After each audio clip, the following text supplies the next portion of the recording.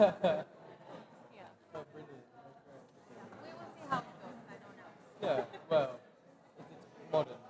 It's modern What kind of? communicative, you know? Yeah, He's, okay, yeah. he's a great composer. Yeah, yeah, Yeah, it's something else. Very special. yeah. Yes, I'm yes. looking forward to like hearing everything Same. together, if that makes sense, instead of just, Yeah. yeah. Yeah. Are you playing anything else? Nope. Just the Same. balance, like, I feel like totally chill. That's nice. Yeah, if it wasn't like the first time that we're doing it, I would be like you. So, yeah, exactly. But, you know, who knows? I can catch all the right notes. We'll see about that. I'll let you know after.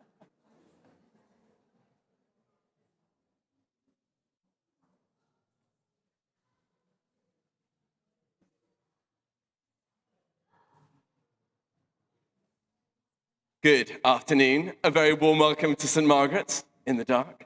I think we might need light 6 turning up. We'll get on to that. This is a Sackbut frenzy. So I should point out emergency exits. The doors are open there and there. And of course, the way you came in, probably at the front. It is a delight to welcome these guys back. I think they played with us about a year ago, something like that. And they were tremendous then. They will be tremendous again. I'm sure you're all very excited. So would you please welcome back Sackbut Frenzy.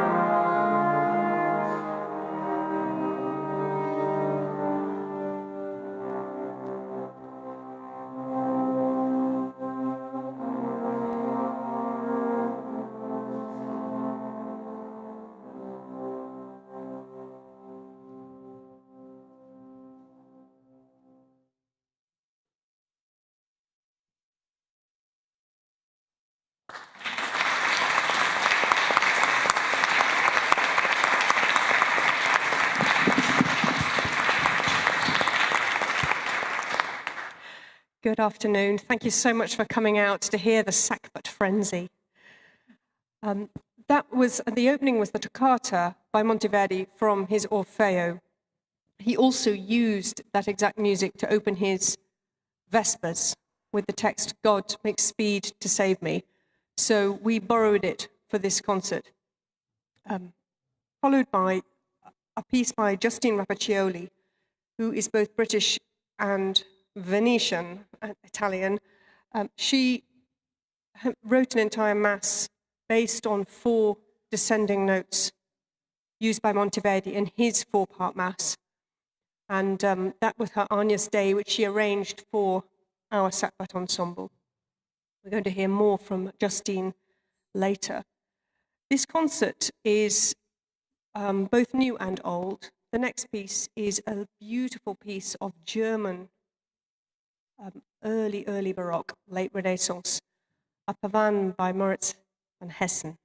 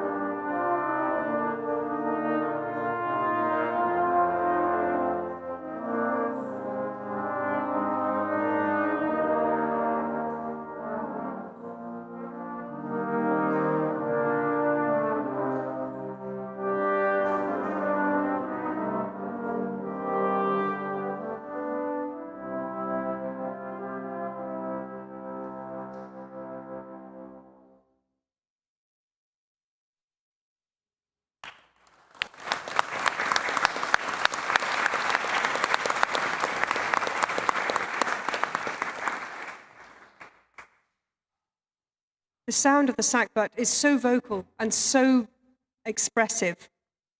And today's concert is a celebration of that. Ercole Nessini, who wrote the next piece, is an Italian working in Germany. So we're seeing how all the nations seem to blend and come together, both today and in the past. Ercole Nessini is alive today, and he has done a Baroque style setting of a lullaby that comes later. This is a more pop ballad style setting of a poem by the late poet Brian Nisbet. And it's featuring a little violin moment in the middle where you see it being pulled almost towards folk music, but always with a nod to the Baroque style of a bass continuo part and the melody on the top. And Helena is going to read the poem for morning meditation.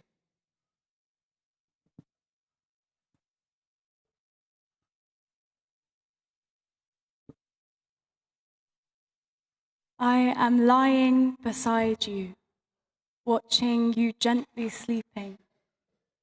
The early morning sun quietly trickles into our new life. My head on the pillow next to yours, I can count every eyelash. Like feathers on an eggshell, a soft portcullis of dreams. The hand that held mine on a boulevard, resting, semi-cupped, still speckled with paint. pink pajamas, even now forming folds in the landscape of your elegant back.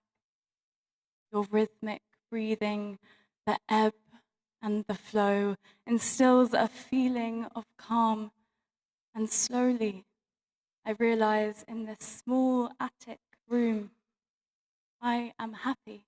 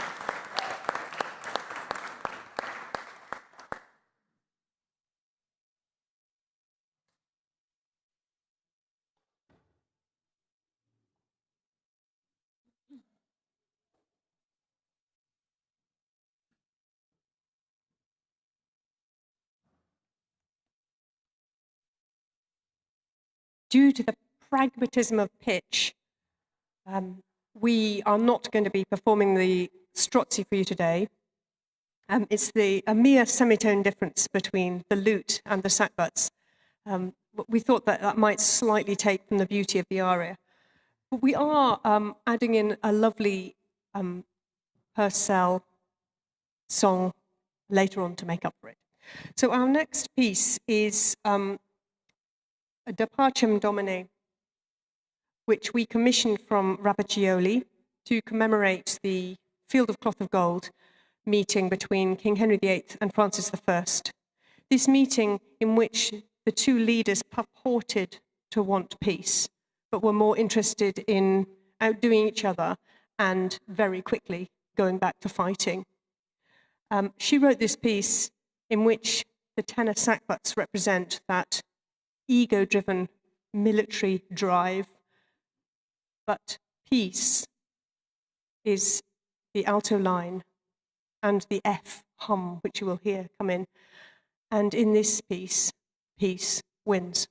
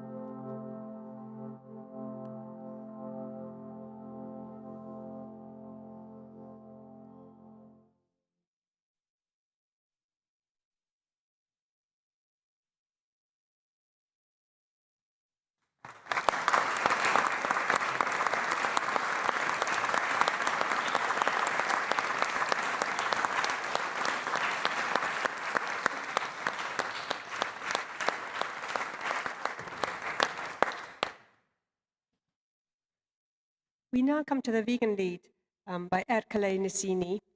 And while we are assembling our great array of sackbuts for this piece, Helena is just going to say a few words about it and how very suitable it is for today. Hello. The next piece we'll be playing translates to Lullaby for the 30 Years' War. And I'm going to read the text for you. It was written by Ricarda Huch, who was a 20th century historian and writer. She was nominated 7 times for Nobel Prizes, and she was also the first woman to receive the Goethe Prize and only woman writer to be elected to the Literary Senate of the Prussian Academy of Arts, of which she resigned in protest in 1933, defying the call for total subservience and denouncing the Nazis' brutal methods, slanders, and anti-Semitism as un-German. She wrote this poem during the First World War to commemorate the 30 Years' War, and her words are bleak and powerful, especially in the context of today. It's not officially translated into English, but Emily has put together an approximate rendition of some sections of the long poem.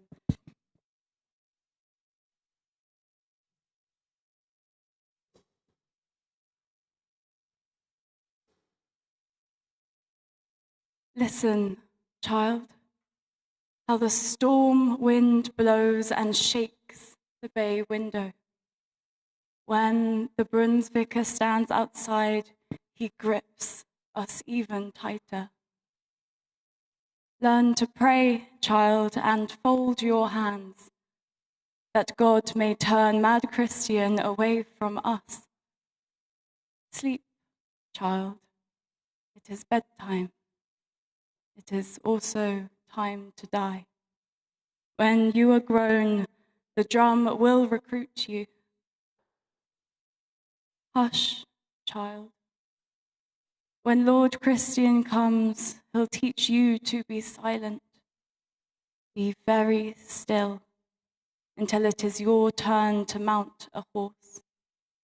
Be very still. Then your father will soon bring you bread when the wind doesn't taste of smoke and the sky isn't red.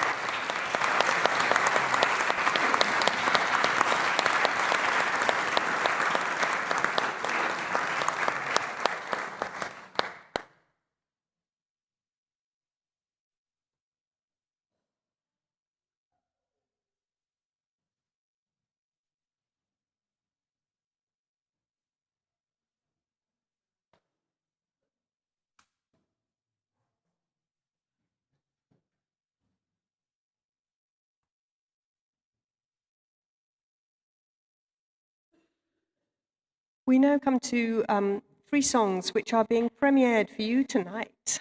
They were written for me and Andrea by John Kenny, who is a colleague and friend of both of us. They set three texts, one an old Irish text, one by John himself, and one from Shakespeare's Tempest. As Andrea is singing in English, and she's so easy to follow, I don't think you need me to read them aloud.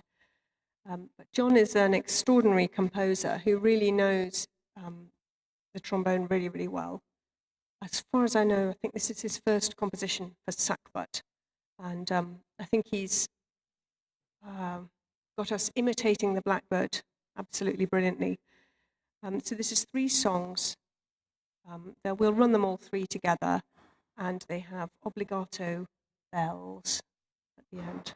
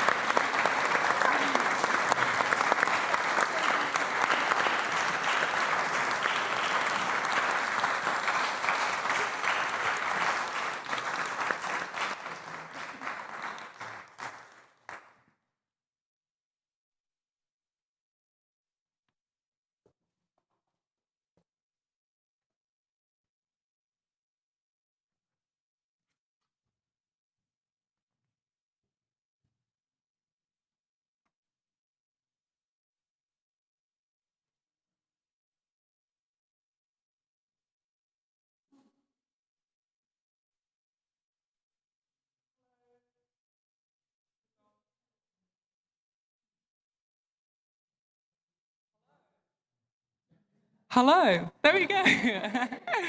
I'm Jess, and this is Felix, and we are going to be performing Dowland's Flow My Tears for you today. And before we play, I'm going to read the text of the poem, because obviously you won't be able to hear the text when I'm playing. Typically, this lute song would be done for singer, but we really like the combination of lute and sackbut. Flow my tears, fall from your springs. Exiled forever, let me mourn where night's black bird her sad infamy sings. There let me live forlorn. Down vain lights shine you no more. No nights are dark enough for those that in despair their last fortunes deplore. Light doth but shame disclose.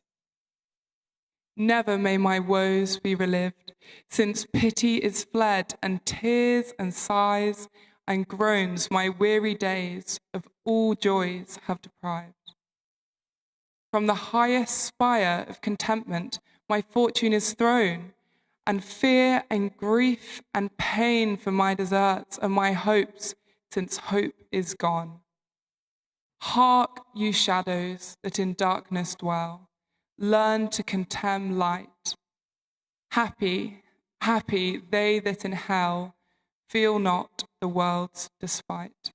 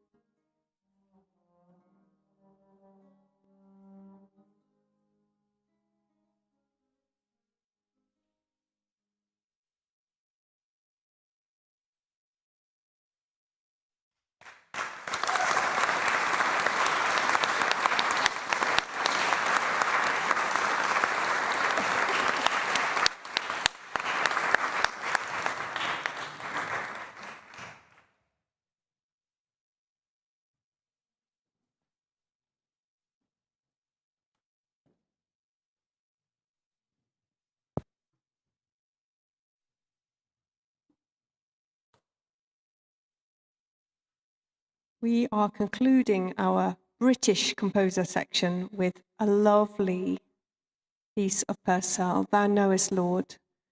And it gives us the greatest joy to put our sackbuts down and sing.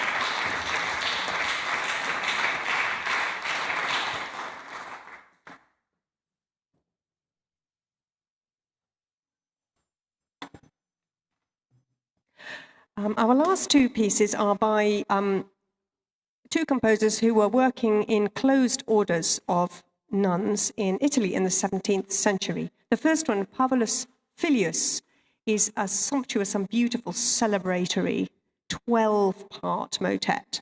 In the time when she was composing, it was often done that parts might be octavated because you didn't necessarily have a woman with a bass voice. Occasionally you might, but they were likely to be very, very quiet. Mostly they either sang the bass line up an octave or they would illicitly play the trombone.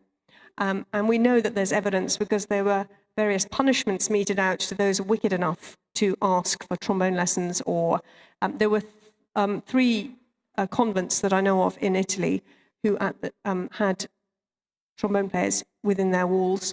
One of the things that helped elicit trombone playing was the Council of Trent walling the nuns up against their will. This created a lot of ill feeling and desperation amongst people who were not allowed any contact with the outside world, but it also meant it was very hard to monitor what they were doing. And they also did wicked things like having two organs.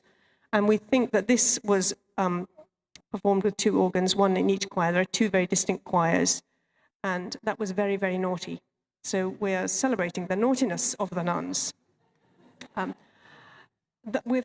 is followed by the Cozzolani, which she was very renowned in her day, and despite being in a closed order, supervised personally the commercial publication of her Vespers in Venice. So she managed to do a lot of traveling for someone who wasn't allowed to leave. So we get a lot of evidence of how these rules were bent, stretched, and broken on a regular basis.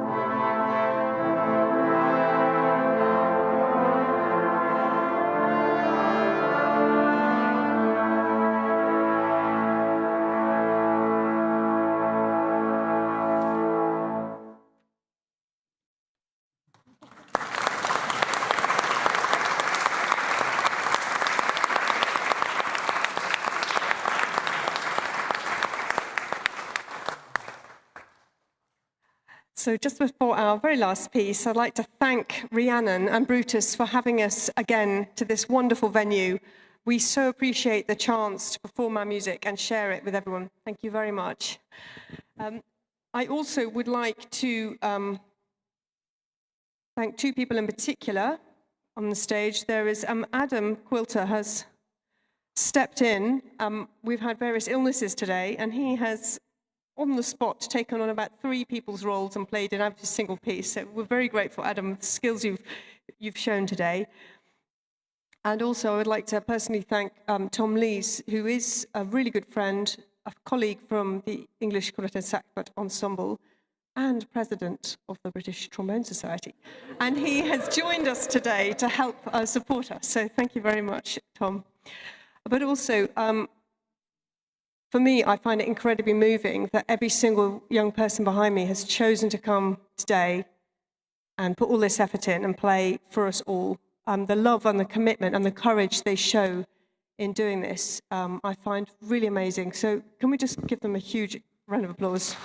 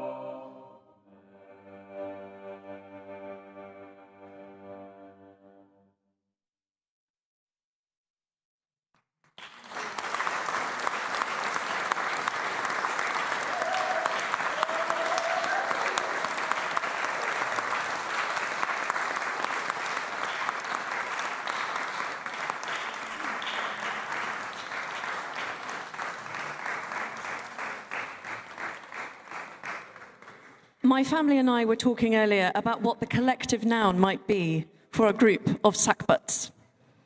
It rhymed with smart. But anyway, I don't think that's true. After this afternoon, hearing you all play, hello, you all, it has been such a soothe, as you can see. This one's been soothed to sleep several times, which is why it's so quiet. When he was thinking he was just being well behaved. It's been so wonderful to have you back. I know that was balm for my soul. And anyone who doesn't agree with me, you're very welcome to leave. Oh, Sarah the curate's leaving. I think she's going to do something important, though, to do with church. That's allowed. I thought it was a statement. There are CDs for sale at the back. They are £12 for one. Emily has her album on sale, and we also have your debut album as an ensemble. You're not very frenzied, are you, as a Sackbut Frenzy? We need to find a new name, although it's very good for ticket sales, because there's lots of you here. There's also a book of Emily's late husband's poetry, which is beautiful. I've been having a read, so that's £5. And we're doing a special offer on CDs. It's one for £12 or two for £24. And the book is £5. So if you buy 2 CDs and a book, it's only £30. We only round it up by £1. So come and see that. Next week, we have a different Llywelyn. Rhiannon Llywelyn, myself, was meant to be singing, but now we have Llywelyn Ifan Jones, because I will be driving a van back from Opera North, and that's a long story in itself. But he has got an amazing programme lined up. Lots of really interesting female composers, some Welsh composers, and some other people, old favourites. And then the week afterwards, you'll have me and Hannah Sanderson. We're not really sure what we're going to sing, because we've got too many children and not enough time to have decided by now. And then the week after, we've got the Opera Gala. So please come along and support that. Finally, I think you've got a crowdfunder, don't you? There is a crowdfunder. So their new album is going to be recorded in February. Would you like to tell us about it? Thank you so much for noticing. We launched it yesterday. It's called Apocalypse Flower. And it's named after a piece that has been written by Alex Paxton for Unaccompanied Sackbut that is 19 pages long. He says it's a 10-minute piece. At the moment, I'm playing it, and it lasts 20 minutes. So let's see if I can get it down to maybe 15 by the recording day. So that is frenzied. But there are some of the pieces we heard today will also be recorded on it. So it's a crowd. I think you just look at crowdfunder and find a Apocalypse Flower. Okay, great. Oh, she can do that sort of thing. That's not what I can. But thank you for coming today. And if you decide to sponsor it, I've decided that supporting the arts is a radical act in today's world. So you're being part of my quiet revolution. Thank you all very much. Very good. Just a final thing, and I promise I'll let you go because I know it's been quite a long concert this evening, a long, glorious one. There is a quiet service at 6 p.m. here, so please come and join that. You can have a glass of wine or a glass of schlur. You might even be able to get a cup of tea out of someone if you're waiting for the next service. But please, the number of female composers that Emily is researching and championing, I cannot tell you how difficult it is to find all of this music. I went through the entirety of music college, and I don't think I ever sang a piece. 8 years, and I didn't sing a single piece of music by a woman. And that's changing, and it's because of people like you. And do you know what? Women wrote loads of rubbish music as well. So we're now having to trawl through all the rubbish and the mediocrity to get to the really good stuff. Whereas we're still performing loads of rubbish by men. So equality means mediocrity for all, but thank you for bringing us things that aren't so mediocre and that are absolutely sublime. And Emily actually jumped in this morning when our bass was off sick at midnight last night. So now I know that naughty nuns get locked up in the wall. I think that means we're going to have to keep her forever. Good night. Thank you very much.